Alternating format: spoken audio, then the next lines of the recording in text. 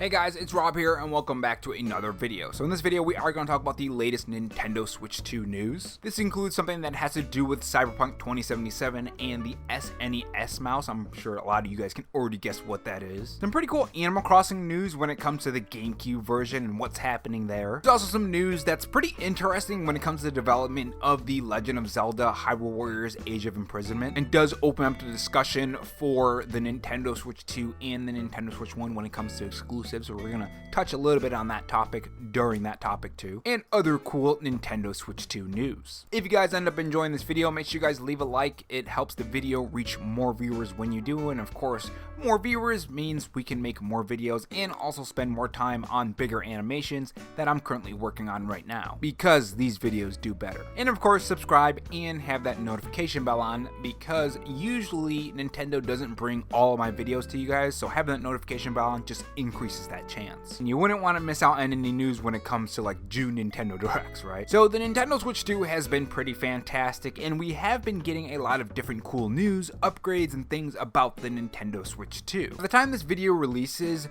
Nintendo should have already held their big Nintendo Direct, or I guess kind of big. It's only 15 minutes long for Donkey Kong Bonanza, and hopefully we ended up learning a whole bunch of new things for that Nintendo Direct. Let me know your thoughts on the Direct down in the comment section below. When this is uploaded, because I'm recording it the day before, I won't have my Nintendo Direct video for that out until the next day, or maybe the very same day. Maybe I'll just upload 2 days in a row, or 2 days on the same day, I mean. Overall, it has been a really great time getting all of these new game drops, Nintendo Directs, the new system, and it's just overall an exciting time to be a Nintendo fan, especially when it comes to the future of the Nintendo Switch 2. And one such thing when it comes to the future of the Nintendo Switch 2 is new Nintendo Switch 2 games, and one of those is the Legend of Zelda Hyrule Warriors Age of Imprisonment. Nintendo Everything has an article with the title of this. Hyrule Warriors Age of Imprisonment was initially planned for Nintendo Switch 1, and I think this is a pretty interesting topic,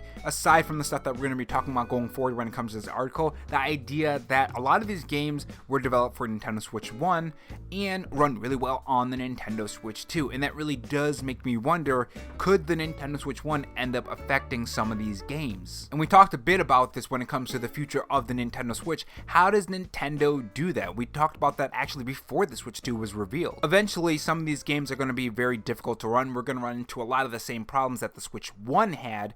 In some cases, we now do have DLSS, of course, and more powerful hardware, so I don't think it's going to be as bad, but there is definitely going to be some drawbacks. And when it comes to a lot of people developing for the Nintendo Switch, is there going to be any issues because they have to develop for Nintendo Switch 1 and Nintendo Switch 2? Then, do you run into the problem where, well, now we're just going to be developing for just Switch 2 and we're cutting off this whole other player base because the Nintendo Switch 1 can't handle our game? Is Nintendo going to eventually run into that problem? I guess we'll only have to wait and see until that happens. Probably won't take that long. I'm guessing 2 to 3 years. Well, I guess that is a long time, but you guys know what I mean. I don't know. What do you guys think about that? Do you think they're going to run into that issue or not? With that being said, let's continue with the article. Hyrule Warriors Age of Imprisonment was originally planned as a game for the original Nintendo Switch. Yusuke Hayashi, studio head of AAA Studios Koei Tecmo, revealed the information in a new interview. Hayashi said that plans of the project shifted midway through development. He didn't say what the turning point was, but ultimately Hyrule Warriors Age of Imprisonment is now a Nintendo Switch 2 game. Hayashi feels that the move only made the game more fun,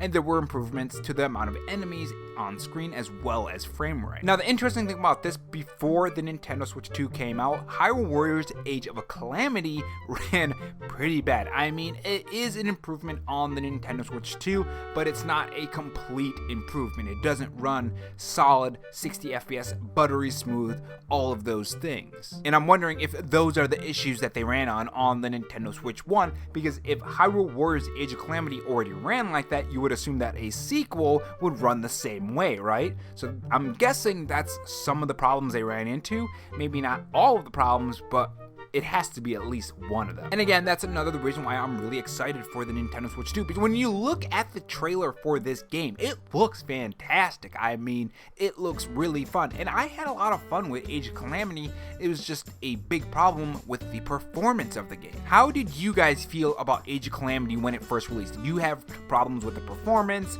Did you drop it because of the problems? Did you play through the whole game? Let me know your thoughts on that, your experience with Age of Calamity. But anyways, continuing.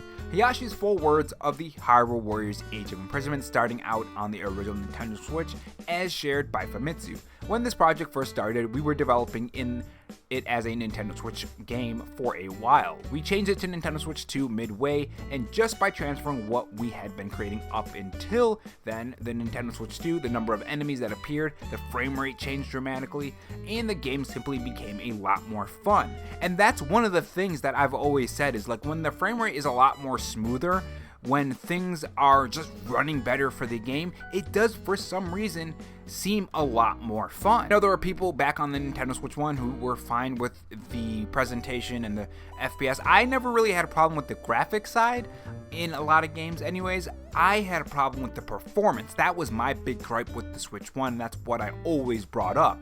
As long as the performance is there, I can enjoy a game. I've always said that the graphics, making them jaw-dropping, really detailed, or really have a nice art style and great textures and stuff, all that stuff is kind of like a cherry on top of a sundae. It is not needed to make the game fun.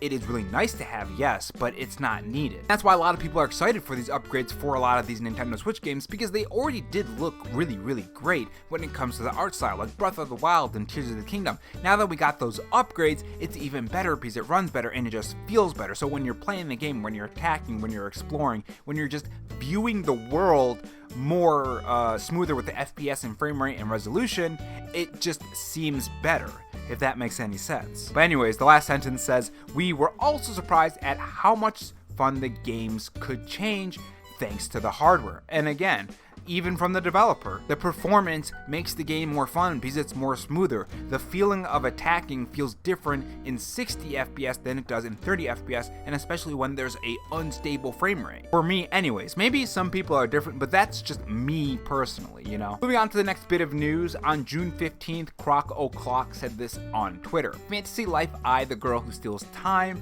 was the most downloaded Nintendo Switch game on eShop in Japan for the month of May, and that's really fantastic because, again, that's a game that I would really like to get into. Again, I'm still having a whole bunch of other games, especially with the Switch 2, that I'm kind of taking my time with, so we'll see when I eventually get to that. Maybe I can do like a video specific on that, create some little new characters and animations and stuff for it, I don't know, but I am very excited to play this game because everything I hear from it seems to be really, really positive. Let me know what you guys think about it down in the comment section below if you've played this, because I was really excited for it. I just don't have a lot of money to keep on buying games, so I gotta kind of wait and then of course bring the game back to GameFly and then rent that game. That's how, for now anyways, I'm gonna be playing my games, especially when it comes to those game key cards. Next up, I do want to talk about something that has to do with The Witcher 4. So Synth Potato over on Twitter says The Witcher 4 is confirmed to be made for the console first approach, targeting 60 FPS on the PS5 as a basis for development. Optimizing Xbox Series S will be extremely challenging, and that's something that I'm kind of worried if they do bring this to the Nintendo Switch 1, because if the Xbox Series S is struggling,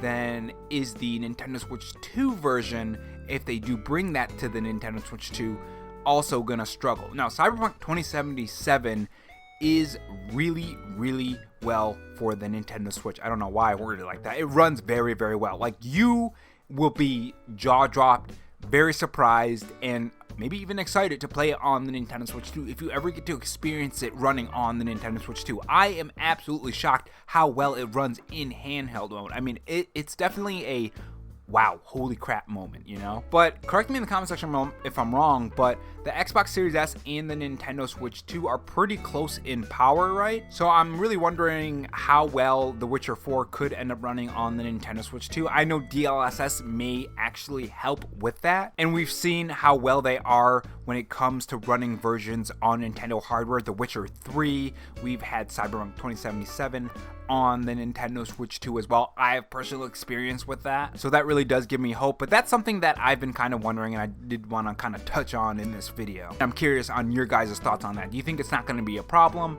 Let me know your thoughts in the comment section below. If it even comes to the Switch 2, who knows if it's coming or not. With that being said, we do have some pretty interesting rumors and some things happening when it comes to Red Dead Redemption, at least on the Nintendo Switch 2, because there was a rumor for that. So VGC News on June 15th said the actor behind John Marston has teased a Red Dead Redemption news that, has teased that Red Dead Redemption news is coming this week. Now, the interesting thing about that is that, one, we haven't gotten that Nintendo Direct, and this would be one of the weeks that Nintendo would announce it. Not only that, but there is a rumor from Nate the Hate, if I remember correctly. Let me double check that right now. Yeah, Nate the Hate said that there was gonna be a Red Dead Redemption next gen update for Red Dead Redemption 2 for the Nintendo Switch 2. And he says also that the Nintendo Switch 2 ports are true. As for to now, we're now seeing that we might be getting something later this week. My question is that because this is happening, does that mean we're actually going to get a Nintendo Direct announced this week? Or at the very least next week? Remember, Nintendo didn't really show much at Gamescom. Or not Gamescom, I mean Summer Game Fest. Sorry about that. Not only that, but again, we haven't had the June Nintendo Direct, and when they announced that Splatoon game, they said more details later on.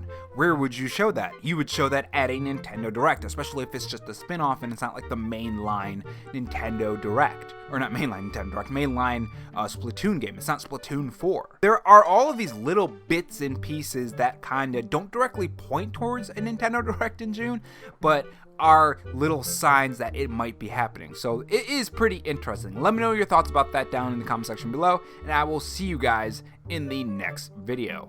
Take care.